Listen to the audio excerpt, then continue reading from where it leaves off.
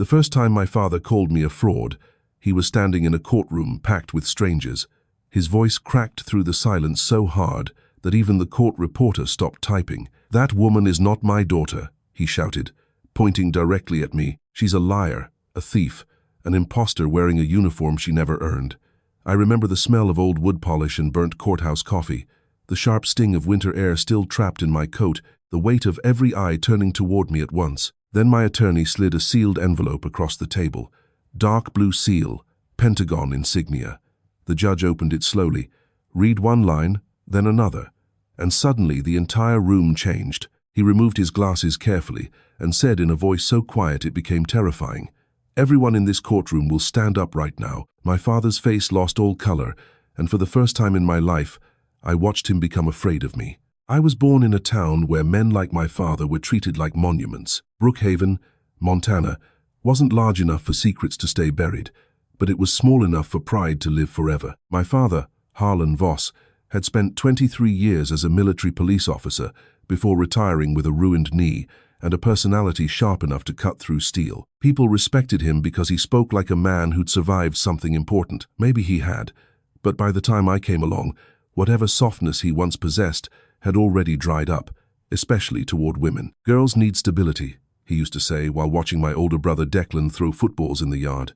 "Men need purpose." I was 8 years old the first time I understood I would never be enough for him. Declan crashed Dad's truck into a mailbox when he was 16. Dad laughed about it for years. I got a B+ in chemistry once.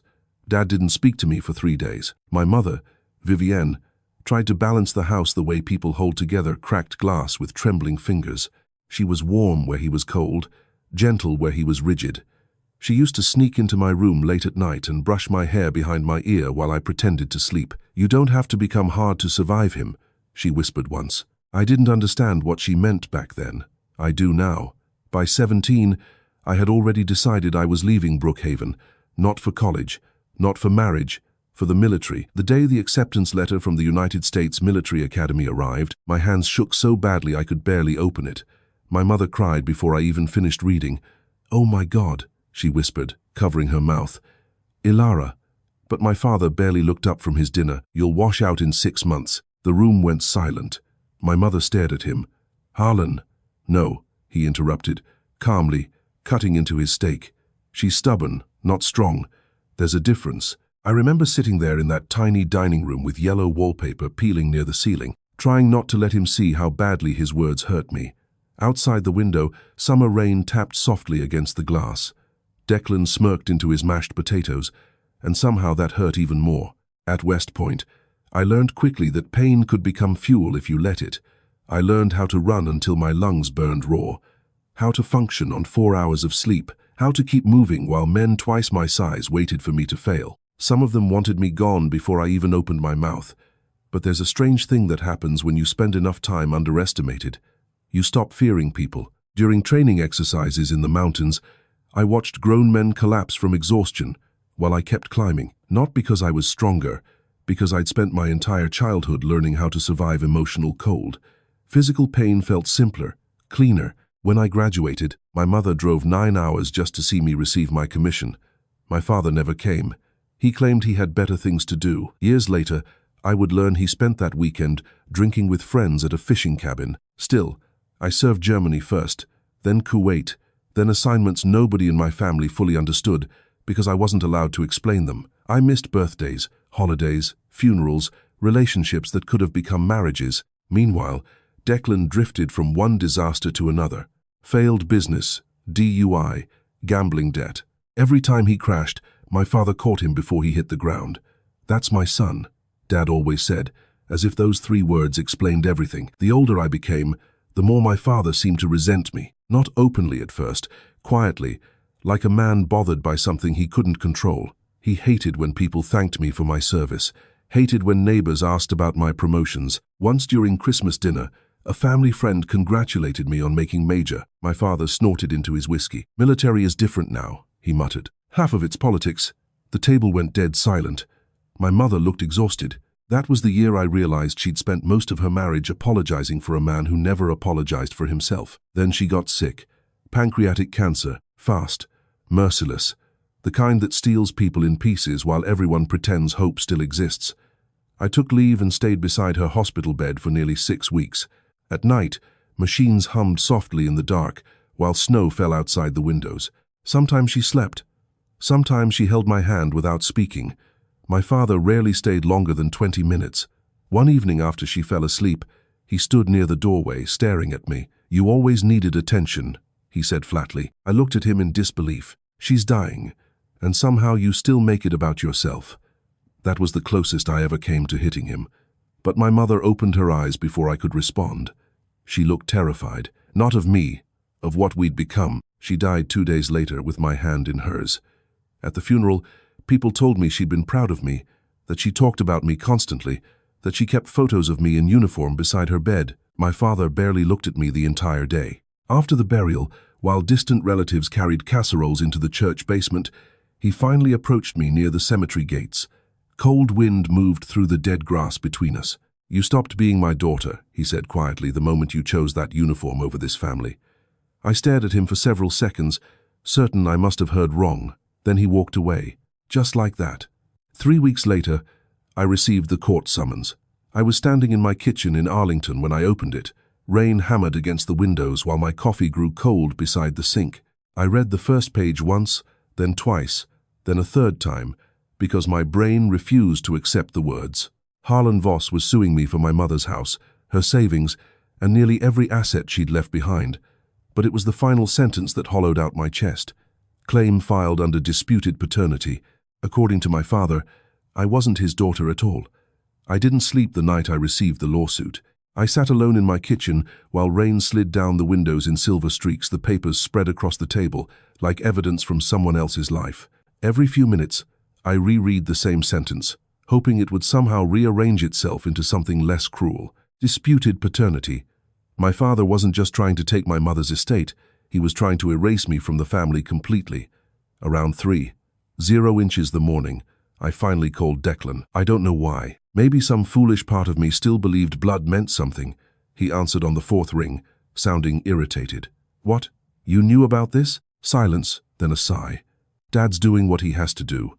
I gripped the edge of the counter. "He's claiming Mom cheated on him. So," the word hit me harder than shouting would have. "So," I repeated. "Elara, come on. Everybody knows you were always her favorite. Dad's sick of it. He deserves the house." I laughed once, short, disbelieving. "The house Mom paid for. You were never around." He snapped suddenly. "You don't know what things were like after you left." After I left. As if joining the military had been abandonment instead of survival. "You gambled away your own money," I said quietly. "Now you want hers too." His breathing changed. "That told me everything." "You think you're better than us because you wear a uniform?" he muttered. "No," I answered. "I think Mom deserved better than this." He hung up. I stood there listening to the deadline for several seconds before lowering the phone slowly. Outside, thunder rolled across the Montana sky, and for the first time in years, I cried for my mother instead of missing her. The lawsuit spread through Brookhaven faster than wildfire through dry grass. By the end of the week, former neighbors had already chosen sides. Some called quietly to offer sympathy. Others avoided me entirely. Then the local paper published the story. Decorated female officer accused in family fraud case. I stared at the article during lunch break inside the Pentagon cafeteria, unable to finish eating. Around me, conversations blended into meaningless noise. Trays clattered, coffee machines hissed. Somewhere nearby, a television played muted news coverage. My phone buzzed constantly. Old classmates, distant cousins, reporters. One message simply read, "Is it true your real father was another soldier?" I deleted it immediately, but humiliation has a way of settling into the body physically. It changes how you walk into rooms, how long you hold eye contact. Even at work, I began noticing subtle shifts in people's behavior. Questions lingered longer. Conversation stopped when I entered elevators. No one directly accused me of lying about my service, but suspicion moves quietly before it speaks aloud, and because much of my record remained classified, I couldn't defend myself fully. That was the cruel brilliance of what my father had done. He understood just enough about military confidentiality to weaponize it. 3 days later, I drove back to Brookhaven to meet with the attorney recommended by an old colonel friend of mine. Her office sat above a hardware store on Main Street. The brass plaque outside the stairwell read, Miriam Calder, attorney at law. Inside smelled like old books and peppermint tea. Miriam herself looked to be somewhere in her late 60s, with silver hair pinned neatly behind her head and eyes sharp enough to cut through concrete. She didn't waste time with sympathy. "That man's dangerous," she said after reviewing the lawsuit. "He's my father." "No," she corrected calmly. "He's your opposing counsel's client. Learn the difference quickly." I almost smiled. Almost. For 2 hours, she reviewed documents while I explained family history piece by piece. Occasionally, she'd pause to underline something or scribble notes into the margins. Finally, she leaned back in her chair. "Your father's story has holes." "What kind of holes?" "The kind that make judges angry." She slid a document toward me, a photocopy of my birth certificate. "He filed a request challenging authenticity," she explained, "but county records show somebody already tried accessing and altering supporting files 6 months ago." I stared at her. "Altering? Your father isn't just grieving, he's preparing." A cold heaviness settled into my stomach. Miriam removed her glasses slowly. "Tell me about your military record. There's not much I can discuss." "I know." Her voice softened slightly. "But if this reaches federal territory, surprises can destroy cases." I hesitated. For years, secrecy had become instinct. Some assignments remained classified. Even now, entire portions of my service record existed behind walls ordinary civilians would never see. "I served overseas," I said carefully. "That part I know. There were operations attached to diplomatic security." Her expression changed slightly. "What kind of operations?" "The kind nobody acknowledges publicly." Silence stretched between us. Outside the office window, I could hear a train horn somewhere in the distance. Miriam folded her hands together. "Ilara, is there anything protected under federal seal that could affect your identity or service verification?" Immediately, a memory surfaced. A locked briefing room, a colonel sliding a sealed envelope across a metal table years ago. "If your service record is ever challenged in civilian court." He had told me this goes through legal counsel only. At the time, I'd almost laughed. Who would challenge it? Now I understood. I might have something I said quietly. Miriam's eyes narrowed. "Might. I was instructed never to open it unless absolutely necessary." Would this qualify as absolutely necessary? I thought about my father standing in court calling me a fraud, about my mother dying while he accused me of selfishness, about the headlines, the whispers, the humiliation. "Yes," I answered. That evening, I drove to a secure storage facility outside Alexandria. The sky hung low and gray above the highway, heavy with incoming snow. Traffic lights reflected across wet pavement like broken ribbons of color. The storage locker itself was small, metal walls, fluorescent lighting, cold enough to see my breath. At the very back sat an old military footlocker covered in scratches from deployments overseas. For a moment, I simply stared at it. So many years of my life lived inside silence. I unlocked it carefully. Inside were photographs, commendations, old uniforms, and beneath them a flat black document case. My pulse quickened immediately. The seal was still intact, dark blue wax embossed with the Department of Defense insignia across the front, stamped in red, authorized only by federal order. My fingers hovered over it without touching. Suddenly, the room felt much smaller. I remembered the night I received it, the colonel's expression, the warning in his voice. Some documents protect information, others protect people. I picked up the envelope slowly, and for the first time since the lawsuit began, I realized my father had absolutely no idea what he had started. The courthouse in Ridgefield smelled like wet wool, burnt coffee, and old paper. By the time Miriam and I arrived for the preliminary hearing, reporters had already gathered outside the entrance beneath a line of gray winter clouds. Camera shutters clicked the second I stepped out of the car. "Major Voss, is your military record fabricated? Did your mother hide your real father? Are federal investigators involved?" Miriam placed one steady hand against my elbow and guided me forward without slowing down. "Eyes ahead," she murmured. Inside the courthouse buzzed with quiet excitement. Small-town scandals rarely collided with military secrecy, and people could sense something ugly unfolding. I saw strangers whispering before I even reached the courtroom doors. Then I saw my father. Harlan Voss stood near the front row in a dark suit that suddenly looked too large for him. Age had hardened him over the past few years. His shoulders seemed narrower now, but his eyes still carried the same cold certainty I remembered from childhood. Declan stood beside him, avoiding my gaze. For one brief second, I almost walked over there, not to argue, to beg. Some wounded part of me still wanted my father to look ashamed, to pull me aside and admit he'd gone too far to tell everyone this had been a mistake born from grief. Instead, he looked at me the way people look at enemies before battle, like someone preparing to win. "You ready?" Miriam asked quietly. "No, that's honest," she replied. "Good. Honest people survive cross-examination better."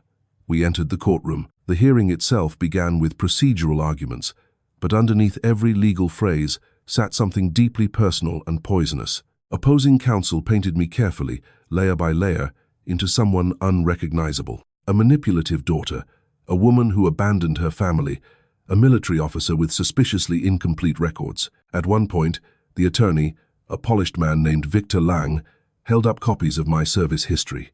"Your Honor," he said smoothly, "significant portions of Major Voss's alleged military accomplishments cannot be independently verified." Alleged. The word echoed through the room. I felt heat crawl slowly up my neck. Miriam remained calm beside me, occasionally making notes while Lang continued. "We are simply asking whether the defendant has exaggerated or falsified elements of her identity for financial gain." Financial gain, as though 20 years of military service had been some elaborate inheritance scam. The judge, Elias Hawthorne, listened carefully without revealing much emotion. He was older, probably late 70s, with the kind of face that looked carved from stone. The only thing soft about him were his eyes, and even those looked tired. When court recessed for lunch, I escaped into the hallway near the vending machines, needing air that didn't feel poisoned by accusation. That's where my father found me. "You should settle," he said. I turned slowly. "What, you heard me?" He spoke quietly, almost casually, as if discussing weather instead of dismantling my life. "Give Declan the house. Walk away clean." I stared at him in disbelief. "You're doing all this for money, for family. You accused Mum of cheating on you." His jaw tightened. "That woman poisoned this family against me for years." The way he said "that woman" instead of "your mother" made something inside me finally crack. "She loved you," I whispered. "No," he snapped. "She lied to me." For a moment I saw it. Not anger, humiliation. The deep, rotten kind men carry when they spend their lives fearing they were never respected in the first place. My father leaned closer. "You think those medals made you important?" he asked quietly. "You're still just a girl who ran away." I should have responded. Instead, I noticed his hands trembling, not from age, from desperation. And suddenly, I understood something terrifying. This lawsuit wasn't only about greed, it was about punishment. He needed to destroy me because my existence reminded him of everything he failed to become. Back inside the courtroom, Miriam began dismantling pieces of the case methodically. She presented banking records showing Declan's debts, mortgage documents proving my mother paid for most of the family home herself, evidence that my father had attempted to access restricted county files months before filing suit. The judge's expression darkened gradually. Then Lang made a mistake. "We intend to call witnesses who can testify the defendant frequently exaggerated military accomplishments impossible to verify." Miriam stood immediately. Impossible for whom Lang hesitated. She walked slowly toward the evidence table. "Your Honor," opposing counsel continues, implying absence of public records equals absence of service. "Because there are no complete records available," Lang replied sharply. Miriam turned toward him fully. "Because some records are protected." The room became still. Lang scoffed lightly. "Protected from a probate court." Miriam didn't answer right away. Instead, she looked toward me. That look said one thing clearly. Now, my pulse began pounding hard enough to hurt. Slowly, I reached into my briefcase and removed the sealed black document case. The moment it touched the table, Miriam's expression changed. Even she hadn't expected it to look so official. Several people leaned forward in the gallery. Lang frowned. "What exactly is that?" Miriam ignored him. "Your Honor," she said carefully, "the defense requests permission to submit sealed federal documentation regarding Major Elara Voss's protected service record." My father laughed under his breath. "Oh, this ought to be good." The judge extended his hand. Miriam carried the envelope forward herself. When Judge Hawthorne saw the Pentagon seal, his posture shifted immediately. Not dramatically, but enough. Enough for every person in that courtroom to feel it. He inspected the red authorization stamp for several long seconds before carefully breaking the seal. Paper crackled softly. The courtroom had become so quiet I could hear someone coughing in the hallway outside. The judge read the first page, then the second. His face changed completely. Not confusion, recognition. He removed his glasses slowly and reread one paragraph again. My father shifted impatiently. Your Honor, no response. Judge Hawthorne continued reading. Lang finally stood. Your Honor, if there's an issue with admissibility, sit down. The words came out sharper than anyone expected. Even Miriam blinked. The judge looked directly at me then, really looked at me for the first time since proceedings began, and suddenly something in his expression resembled respect. My father frowned. What the hell is this, Judge? Hawthorne folded the documents carefully. Then he placed both hands flat on the bench. Mr. Voss, he said quietly, you will not speak again unless instructed. The room froze. My father actually laughed once in disbelief. I'm sorry. The judge looked toward the bailiff. Then, in a voice that carried through every corner of that courtroom, he said, Everyone in this courtroom will stand up immediately. Chairs scraped backward. Confused murmurs spread everywhere. Beside me, Miriam exhaled slowly without speaking. Across the aisle, my father's face had gone completely pale, and for the first time since this nightmare began, I realized the truth was finally entering the room. Nobody moved at first, not completely. People hesitated halfway out of their chairs, exchanging confused glances, while the courtroom filled with the dry scrape of wood against tile. Even the reporters looked uncertain whether they were witnessing a legal procedure or the beginning of something far bigger. Judge Hawthorne remained standing behind the bench, one hand resting on the sealed Pentagon documents. Bailiff, he said calmly, closed the courtroom doors. The heavy doors shut with a deep metallic thud. My father looked around nervously. What is this supposed to mean? The judge ignored him. Then he looked directly at me. Major Elara Voss, he said carefully, please remain standing. Something shifted in the room the moment he used my rank without hesitation. Not alleged, not claimed, recognized. My throat tightened unexpectedly. Judge Hawthorne cleared his throat. The federal documentation submitted to this court confirms that portions of Major Voss's service record are protected under national security classification, authorized by the Department of Defense. Whispers exploded instantly across the gallery. What? Classified. Oh my God. The judge raised one hand and silence slowly returned. These records further established that Major Voss served in multiple authorized operations attached to diplomatic recovery and defense coordination overseas. Lang stood abruptly. Your Honor, I object to. You object, Hawthorne interrupted sharply. The old judge removed his glasses again, and this time there was anger in his eyes. You brought a decorated military officer into civilian court and publicly accused her of fraud, without understanding the nature of federal protection statutes. Lang's face drained of color. My father looked completely lost now. What decorated officer? She worked some office job overseas. Judge Hawthorne turned toward him slowly. Mr. Voss, he said, your daughter received commendations this court does not even possess clearance to fully review. The silence afterward felt enormous. I could hear my own heartbeat. My father stared at me like he'd never seen me before, and maybe he hadn't. The judge continued reading portions deemed allowable for civilian disclosure. Most details remained vague, but the impact didn't require specifics. Diplomatic extraction support, personnel recovery coordination, direct operational distinction, federal commendation under sealed authorization. Every phrase landed heavier than the last. Declan looked physically sick. Meanwhile, I sat perfectly still because years of military conditioning had trained me to control emotion in public. But inside, memories were rising fast and violent, sandstorms swallowing entire roads in Kuwait, the metallic smell of blood inside transport aircraft, a terrified embassy employee gripping my arm while gunfire echoed 3 streets away, faces of soldiers who never made it home. All the things I carried silently while my father told people I wasn't strong enough. Judge Hawthorne finally lowered the papers. This court acknowledges Major Voss's service as legitimate, verified, and federally protected. The words hit me harder than I expected, not because strangers believed me now, because my father was hearing them publicly, irrefutably. For the first time in my life, another man with authority was forcing him to confront reality, and he hated it. This is ridiculous, my father snapped suddenly. I don't care what medals she got. She's still not my daughter. Miriam stood immediately. Actually, Your Honor, we're prepared to address that lie next. She approached the bench carrying another folder.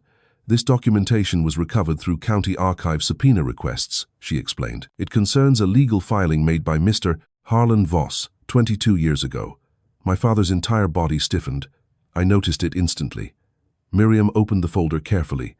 In 2004, Mr. Voss privately filed documents attempting to surrender partial parental financial responsibility during a period of significant personal debt. The courtroom murmured again. Declan whispered, "Dad, shut up." My father hissed. Judge Hawthorne reviewed the papers slowly. Then his expression darkened. "These records explicitly identify Elara Voss as your biological child." My father's mouth opened slightly. No words came out. Miriam continued with surgical calm. The plaintiff knowingly submitted false claims of disputed paternity to pursue estate seizure and property acquisition. The judge looked furious now. "Mr. Voss," he said quietly, "did you knowingly provide fraudulent testimony to this court?" My father's confidence finally cracked. "You don't understand," he muttered her mother. "No," the judge interrupted sharply.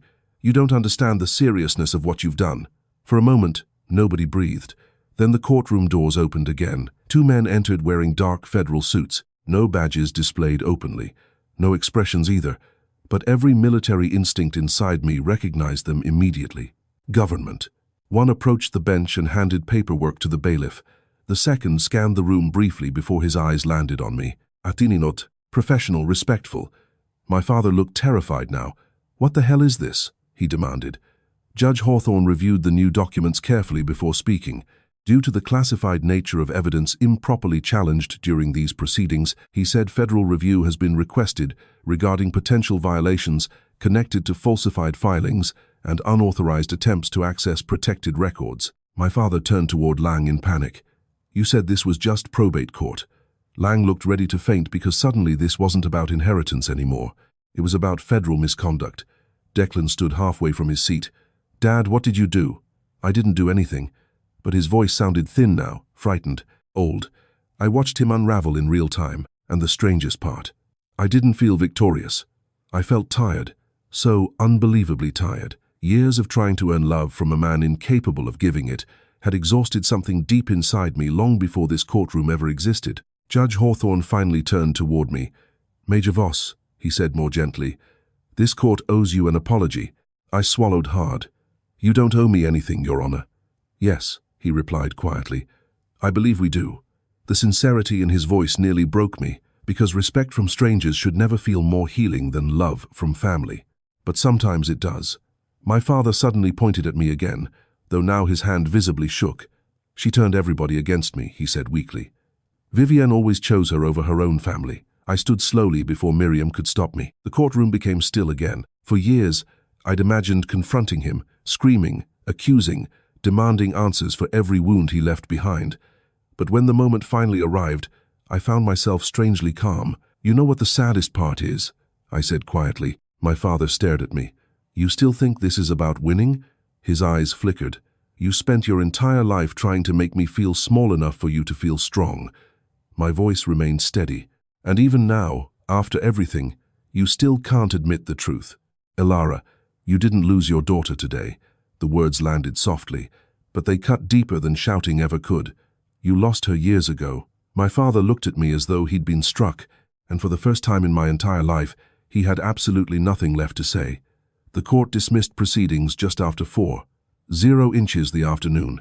By then, the reporters outside had multiplied. News vans lined the street beneath freezing rain while courthouse staff rushed through side entrances trying to avoid cameras. Somebody had already leaked enough details for headlines to spread online. Decorated officer cleared in shocking courtroom reversal. Federal documents dismantle fraud claims. I should have felt relieved. Instead, I felt hollow. Miriam and I exited through a private hallway arranged by courthouse security. The fluorescent lights buzzed softly overhead as we walked in silence. Finally, she stopped beside the elevator. "You did well in there." I gave a tired laugh. I felt like I was going to pass out. That's called being human. The elevator doors opened. Before stepping inside, I looked at her carefully. "Why did you take my case?" Miriam smiled faintly. "My husband served in Vietnam," she said. "Spent 40 years pretending certain memories didn't hurt him." Her eyes softened. "I recognize honorable people when I meet them." The doors closed between us before I could answer. Outside, the cold hit hard enough to sting my lungs. Rain mixed with sleet beneath the darkening Montana sky while agents quietly escorted me toward my vehicle. One of them, tall, gray-haired, probably former military himself, paused before I entered the car. "You handled yourself professionally, Major. Thank you. He hesitated briefly. For what it's worth, he added. People know what you did overseas, even if they can't say it publicly. Then he walked away. I sat inside the car for several moments afterward, staring through the windshield while rain blurred the courthouse lights into soft gold streaks. All those years protecting secrets, missing holidays, burying grief, watching friends folded into flags, and somehow the thing that nearly destroyed me wasn't war. It was family. 3 weeks later, the judge formally dismissed every claim filed by my father. Not partially, completely. The ruling included harsh language regarding fraudulent testimony and intentional deception. Federal investigators continued reviewing the forged record requests connected to the case, though Miriam warned me those outcomes might remain confidential. Declan disappeared almost immediately after the hearings ended. Rumors said he fled to Florida to avoid debt collectors. My father stayed in Brookhaven alone.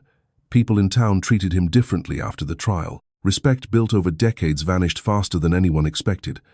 Turns out communities admire proud men only until they publicly destroy their own daughters, especially military daughters. I returned to my mother's house in early spring. The property sat at the edge of town where maple trees lined the road in uneven rows. When I unlocked the front door for the first time since the funeral, the smell hit me instantly. Lavender, old books, coffee grounds, home. Dust floated through golden afternoon sunlight, while silence settled gently around me. For several minutes, I simply stood there listening to the quiet. No accusations, no tension, no waiting for someone to criticize the way I breathed. I walked room to room slowly.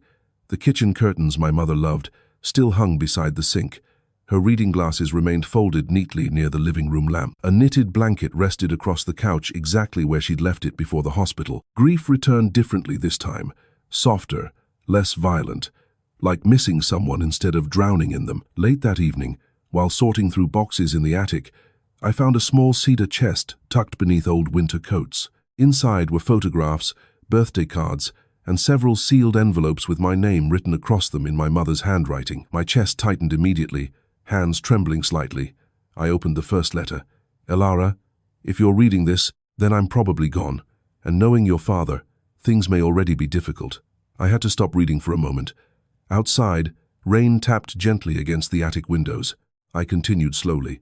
Your father was not always cruel, but somewhere along the way, life turned his disappointments into bitterness, and bitterness is a hungry thing. It consumes everyone nearby. But never mistake his inability to love properly as proof that you are hard to love. Tears blurred the page. I wiped them away quickly and kept reading. He feared your strength because he spent his whole life doubting his own.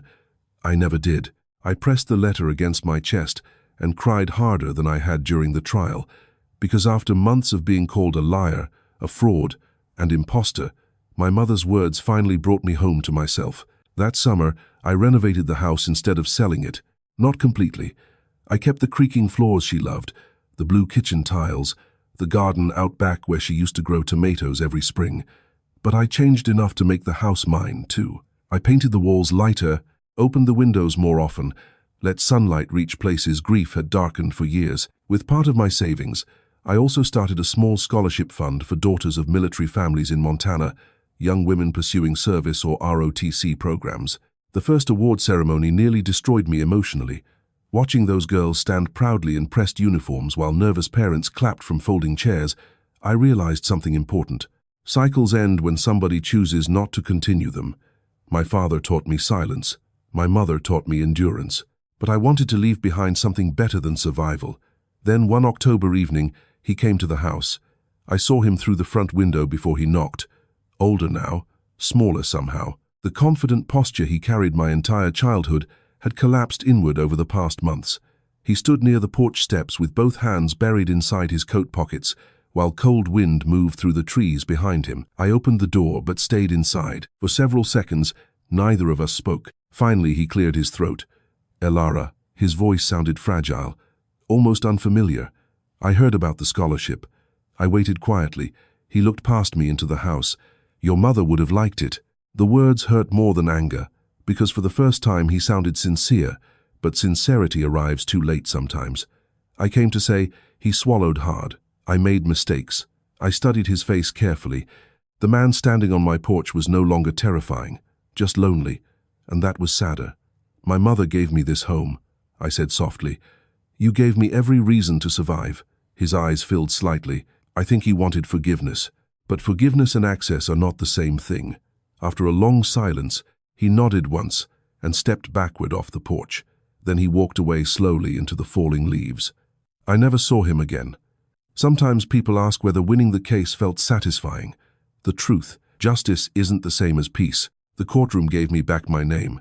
But walking away from my father, finally walking away without needing his approval, that's what healed me.